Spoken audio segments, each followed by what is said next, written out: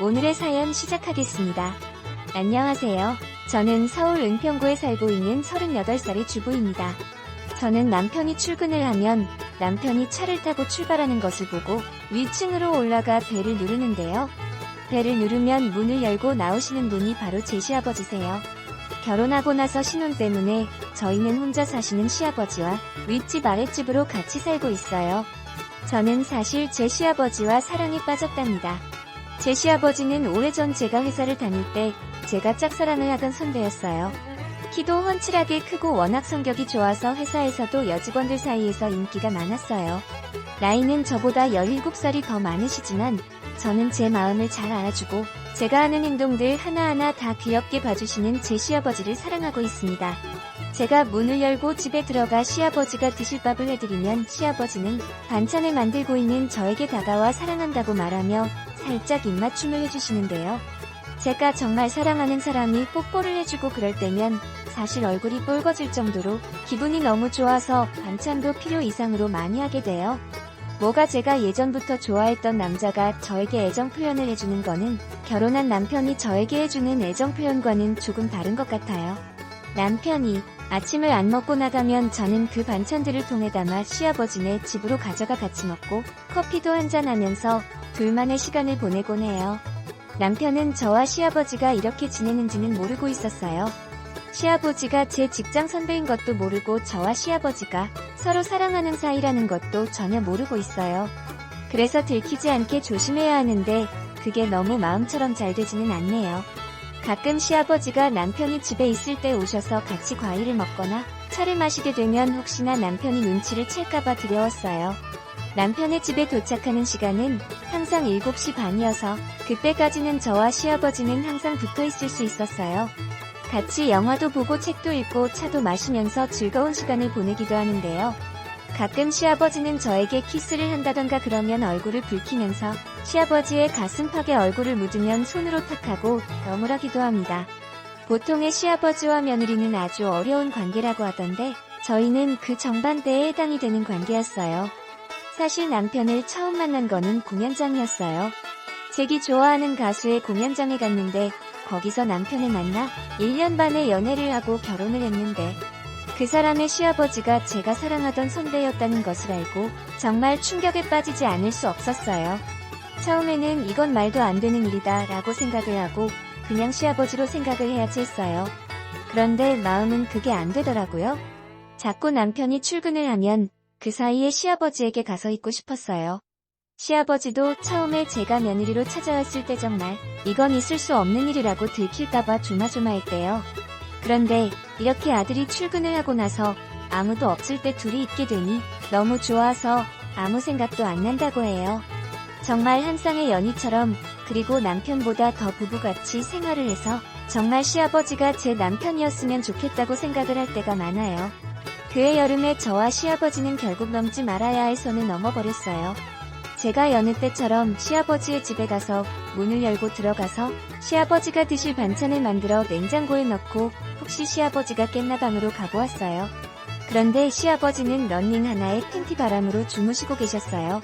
저는 그런 시아버지를 사랑스러운 눈빛으로 바라보고 있었는데 그때 시아버지가 눈을 뜨고 저를 보는 이은데 그만 저도 모르게 시아버지에게 키스를 해버렸어요.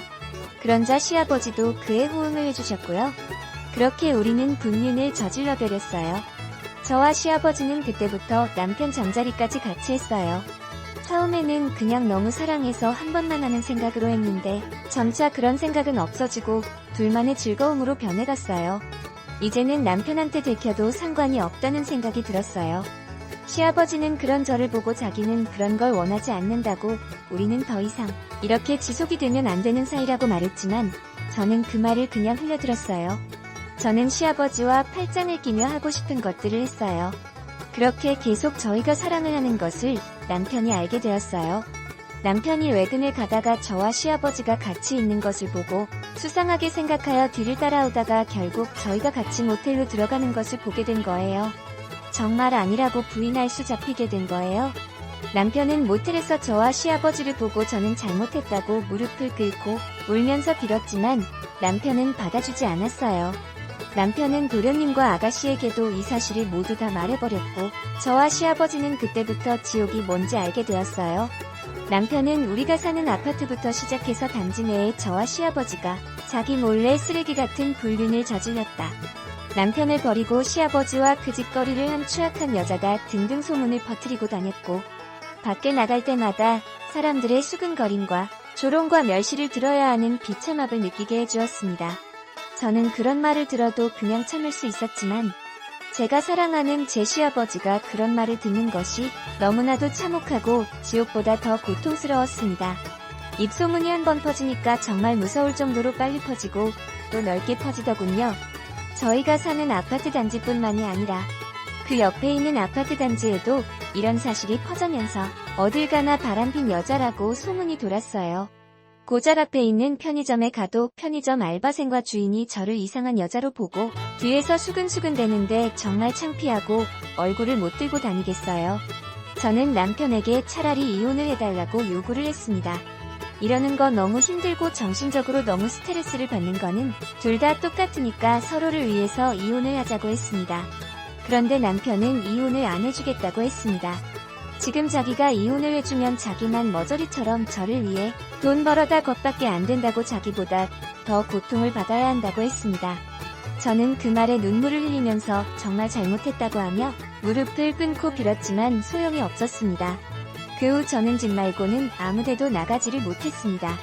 마트를 가도 사람들이 쳐다보고 뒷담화를 하는 사람들이 있고 미용실에 가서 머리를 다듬으려 해도 저 같은 쓰레기는 받아주지 않는다고 나가라고 그러니까 정말 집 밖에 나갈 수가 없었습니다.